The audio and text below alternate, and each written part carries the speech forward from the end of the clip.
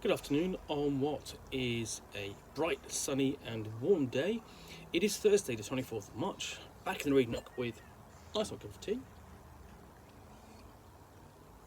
And this big box, which I am still delving into. So pack it again. Of course, I've already pulled out things like the dice for the John Carter of Mars role-playing game. And cards, and one parcel of books. But I'm going to have a look to see what's below that. And what we've got is in here. So open up, find out, and let's have a look at this, which is the Book of Skelos. So this is for Robert E. Howard's Conan, Adventures in an Age Undreamed of, the 2D20 system role-playing game published by Modiphius Entertainment.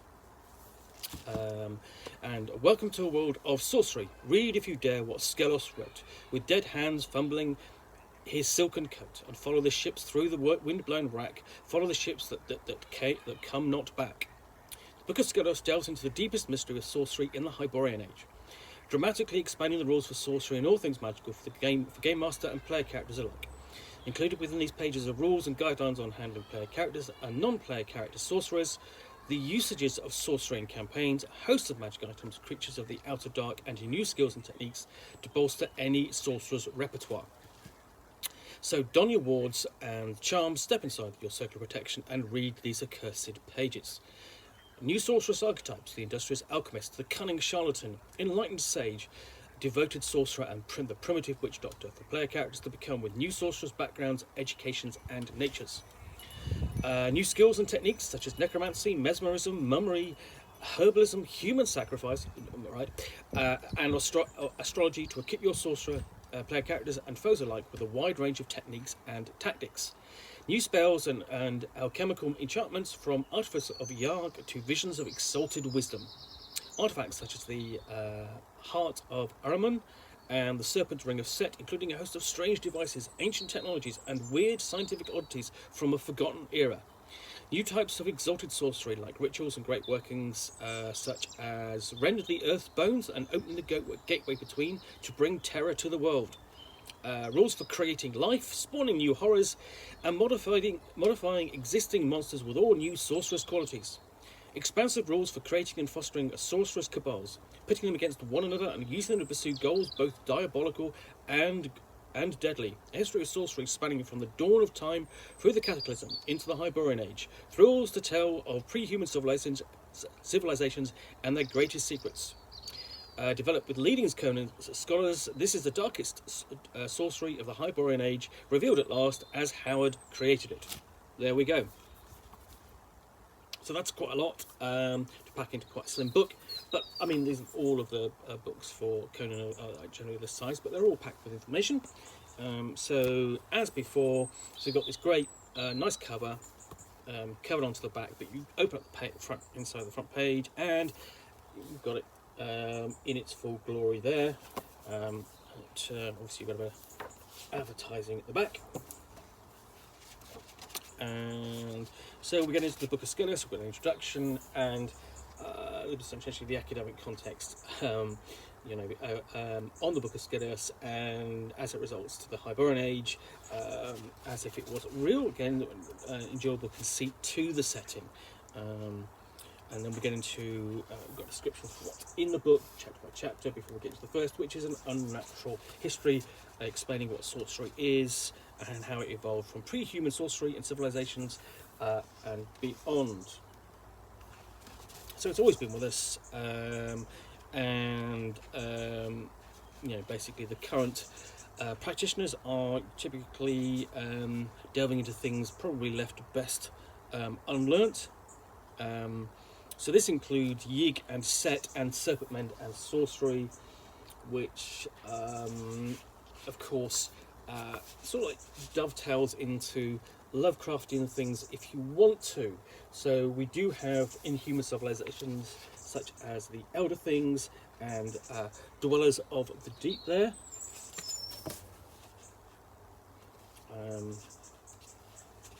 And the great race of Yith.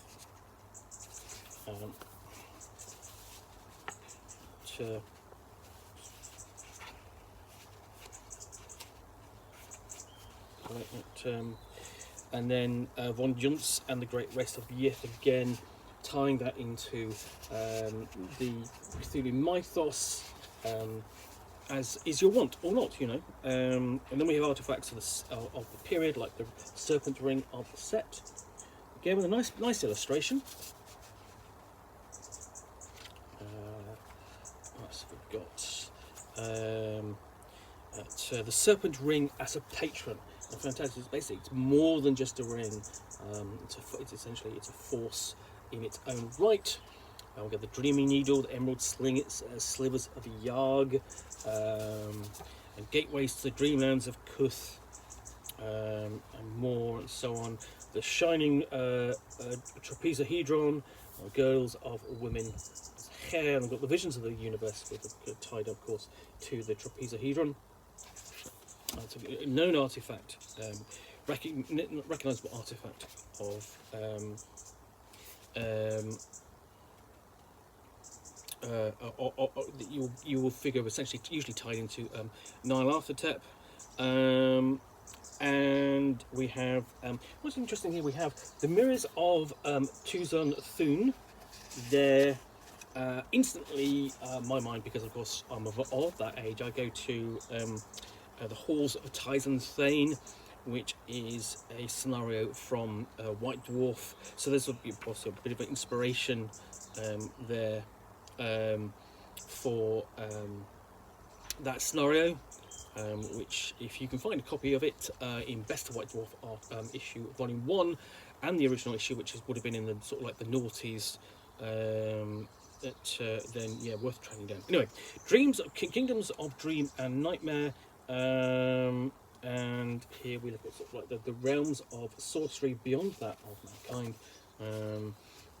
The methods of travel between them, whether that's through directed dreams or taking lotus or golden liquid spells and artifacts, election portals.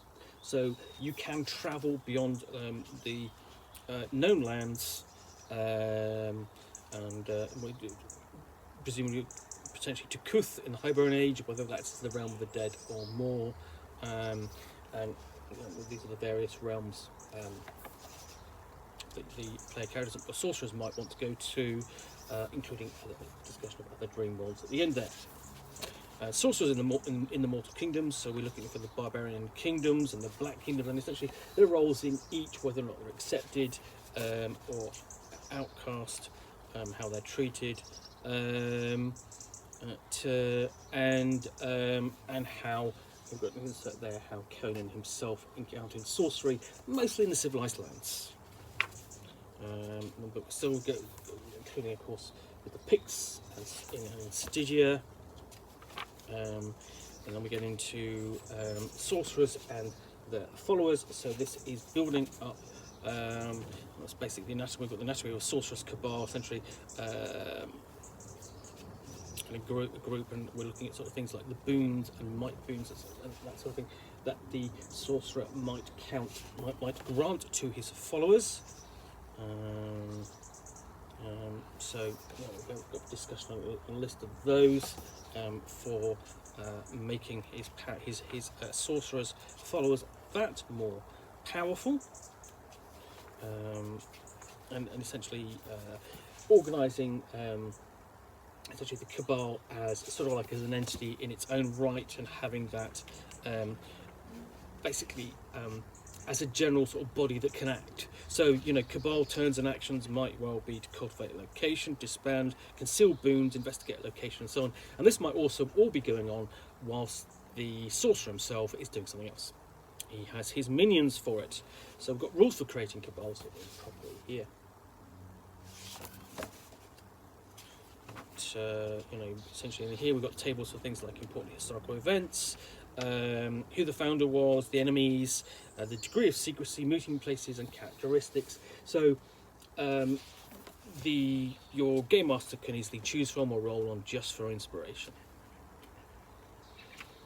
And then advanced rules of sorcery.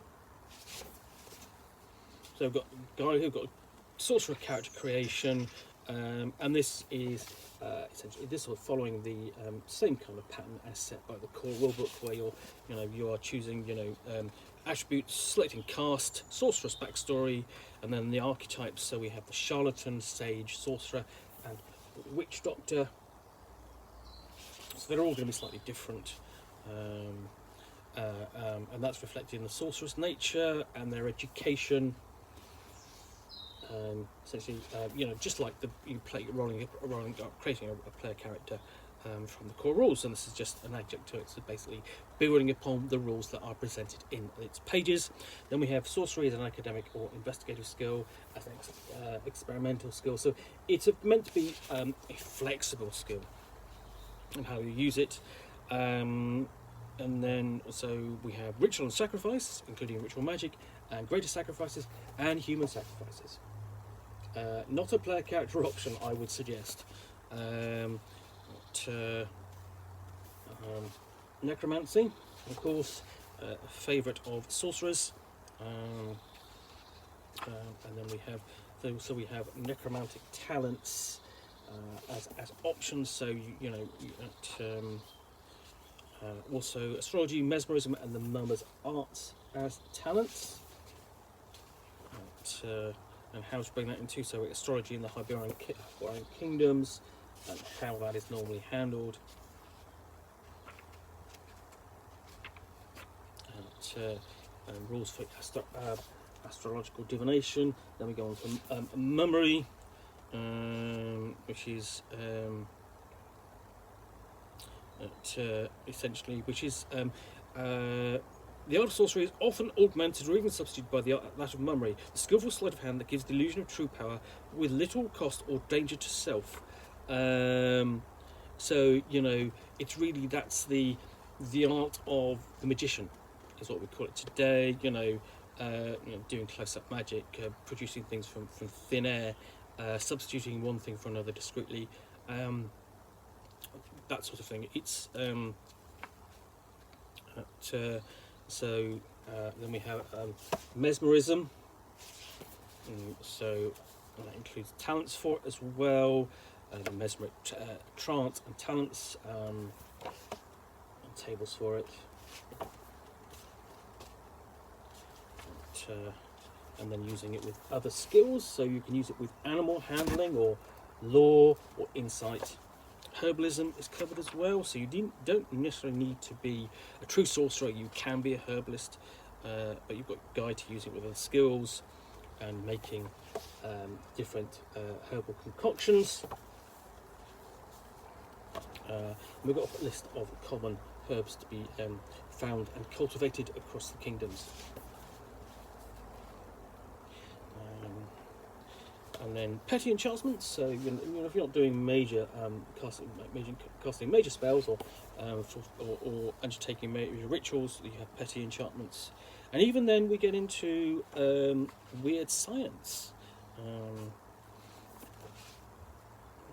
Obviously, elements sort of like left over from a bygone age. So including things like steam power and dart guns and navigational instruments and inhuman technologies.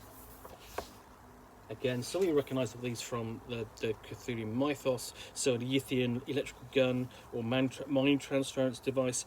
So you can even sort of play out almost Lovecraftian scenarios of investigation because somebody you know has been mind transferred, that sort of thing. And then we have new spells and magical effects, various types. And things that you can summon, such as the Shard of the Outer Dark, Toughened Horror,